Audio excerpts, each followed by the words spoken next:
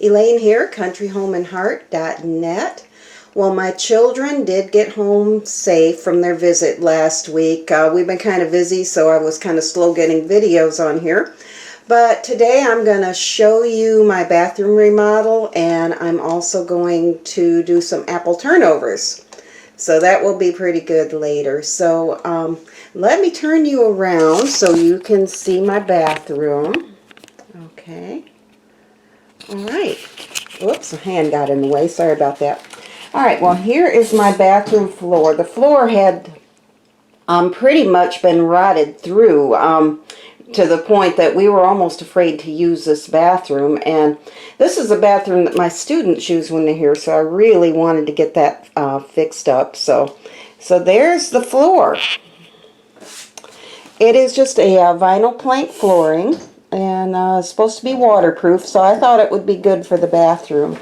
Now, we haven't added the trim, but we won't be using this shower until we put the trim in and get it caulked good, so get it sealed. So we wanted to do the bathtub. I wanted to take that tub out and put in a nice walk-in shower, but that's not in the cards right at this time, but at some point it will be.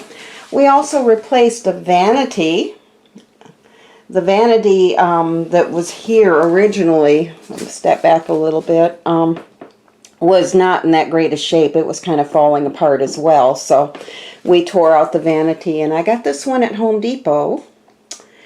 And here are my walls. My son-in-law actually and my daughter put a coat of just white paint on this because I haven't decided what color I'm going to paint yet, but so this will be a good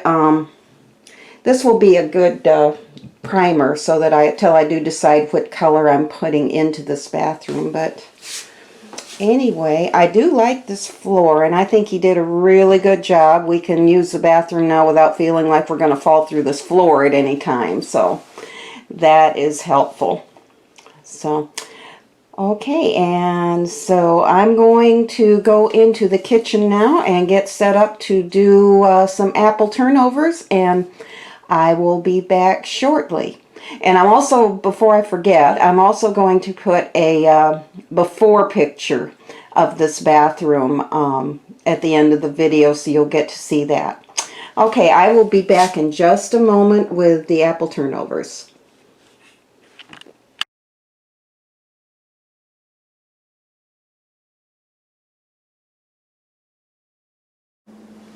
Okay, I'm back, and we are ready to start our apple turnovers. So let me turn you down here so you can see. Okay, now in this bowl I have 3 small Honeycrisp apples that I have cut up. And this being the time of year it is, you can get a lot of really good apples. So I'm going to cut that one just a little bit more there. You could use any kind of apple you like, as long as it's a firm apple. You could use Fuji, Granny Smith, pretty much anything. You don't want to use a mealy apple that cooks up like applesauce, like you would use for making applesauce or apple butter, like Macintosh or those. You want to stick with a firmer apple. And I prefer the Honeycrisp. They really make a good pie. They make great pies. They make great turnovers. So we're going to go ahead and get this started. Now, to these apples I have already added 1 teaspoon of lemon juice, just to keep them from turning dark. And in this little container I have 2 tablespoons of brown sugar, and I have 2 tablespoons of white sugar. And then to that I'm going to add my spices. Okay, let's start with just adding a dash of salt, not much, just a little bit. Okay, and this is pumpkin pie spice that I'm going to add. I'm going to start with 1/4 of a teaspoon. So let me get my 1/4 of a teaspoon. There it is. And it can be a little more or less. Just pretty much add your spices according to your taste. If you don't like a lot of spices, you can certainly cut back, or you don't even have to add any at all if you don't like any certain spices. Now this one is cinnamon, and And I like a little more cinnamon, so I've added more of a heaping teaspoon to mine because I do like it. Okay, and then to that, I'm going to add 1/8 of a teaspoon of nutmeg. Nutmeg's a pretty strong spice, so I don't add quite as much nutmeg. Plus, there's already some nutmeg in that pumpkin pie spice. So, okay, and let me just get a spoon, and I'm going to mix that, just kind of mix that together. Now, these apples will be a little bit juicier, so what I'm also going to add to this is just a good spoonful. I'm not even going to measure it really. I'm just adding a spoonful of flour. Just because I don't, maybe a little bit more, just because I don't want them to be super, super runny. But I want a nice thick juice with these, so. Okay, and that's all there is to it. That is our apple filling. Now, I have had my oven preheating on 375 degrees.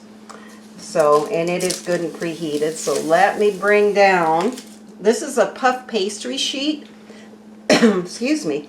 And what I'm going to do is just spoon some of these apples right in the center of this sheet, like that. See? Alright, and we're just going to spoon that in to the center.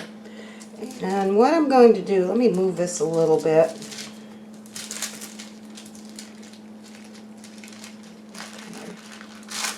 Move that over just a little, at least a little bit here. Hang on for a minute. Okay, I'm back. I am sorry about that. That happens a lot, it seems like, when I'm trying to make videos. That call, let me tell you a little bit about that. That was the fake Social Security Administration. It's one of those calls where they try and tell you that there's a problem with your Social Security card was illegally used and they're suspending the number. They're suspending your Social Security number and how you're going to be under arrest and all this kind of garbage that they send. Most of you already know this, but just, want to let you know, those calls are fake. They're scams. So, if you get one of those calls, just hang up on it. I usually mess with them a little bit because that's just, I like to play with them. But anyway, those calls are scams. So just, beware. The Social Security Department does not call you like that. Y'all, they just don't. So. Okay, so let's get back to our apple turnovers. Now I've spooned in my filling, and what I'm going to do is just kind of very gently turn them over like so. And then I'm going to take my egg wash and just kind of seal these edges with my egg wash. The egg wash is 1 egg with a teaspoon of water that I have just beat up like that, see, till it gets a little foamy. And there's our egg wash. Okay, and I'm going to just repeat this process. There's another one. If you let your dough thaw out and get good close to room temperature, you can handle it very well like this. Okay, and we're going to turn this one over. This is much better than the last time I tried to make these. My dough wasn't quite soft enough, so it didn't cooperate as well. But this time these are going to turn out nice, I think. So, okay, and I have one more to do here. I have a little filling left, so I'll probably just put that in a ramekin and just have some cooked apples. Okay, because you never know. I would rather have too much filling than not enough. Last time I made them, I didn't have quite enough either, and so they weren't as good as they could have been. Okay, so now I'm going to take my egg wash and I'm just going to brush the tops of these as well so that they'll get good and golden. Okay, just like so.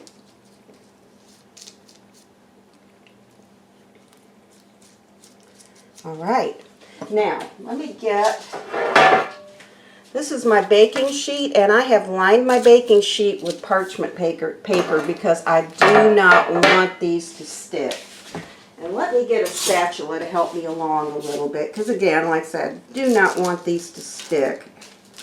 And we're going to transfer these to the baking sheet just like this. Whoopsie. Okay, I'm going to pull this down. You can't really see. So, okay, let's move you a little bit. There you go. Alright, I'm just going to take this one that I started here and put this on the baking sheet. There we are. Now my waxed paper that I had assembled these on, I had coated with flour to help keep this from sticking. Okay, and there's the last one. Alright, I'll move this wax paper out of the way. Okay, and we have one more thing to do before I put these in the oven.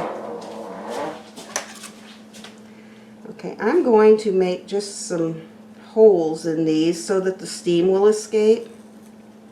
You can slit them if you want to as well. I usually just make these little holes in them, and that works just fine. And I just take, you see the end, I just take the end of my knife and just kind of turn it in a circle to make a little hole.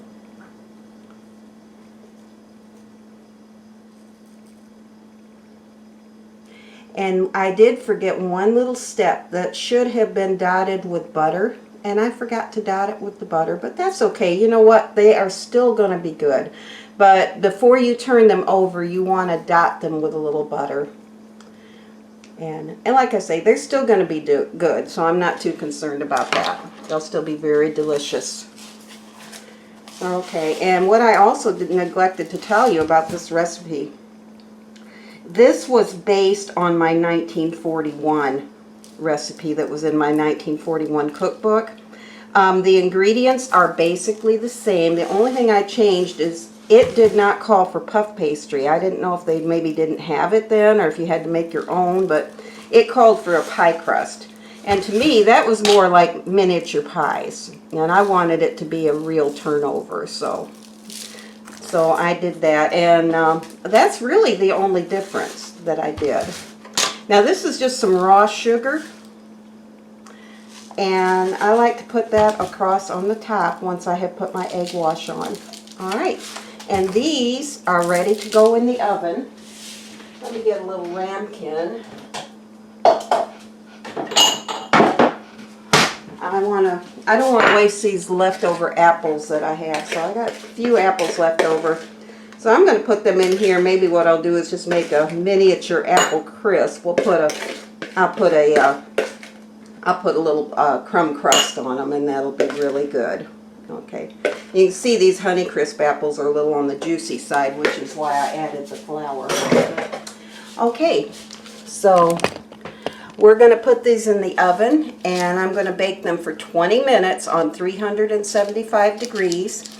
And then when I take these out of the oven, I will be back. Okay, I'm back, and my turnovers have just came out of the oven, and they are done. They took about 18 minutes in my oven, so let me turn you down so you can see how pretty.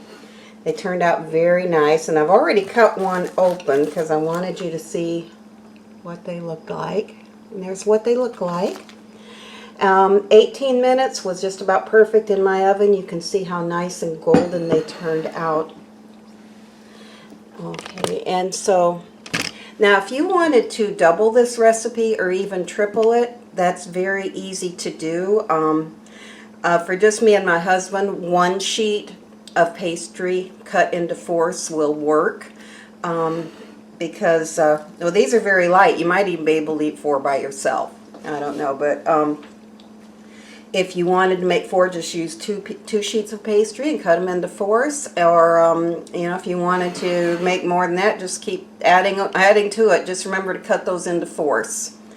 Okay, so I do thank you for watching, and I hope that if you try this recipe, you'll let me know. Now, I'm going to be listing the ingredients down below, and you can so that you can make this if you like. And if you want to see more videos like this, I hope that you'll like and subscribe, and then hit the little message bell so that you will be notified whenever I add new videos. I try to do that at least once a week. So it's been a little bit longer this time because my kids were here and we were doing that bathroom remodel, so we were pretty busy. But I'll be doing about one video a week, maybe two. So, okay, so y'all have a great day, and I do thank you for watching. We'll see you next time.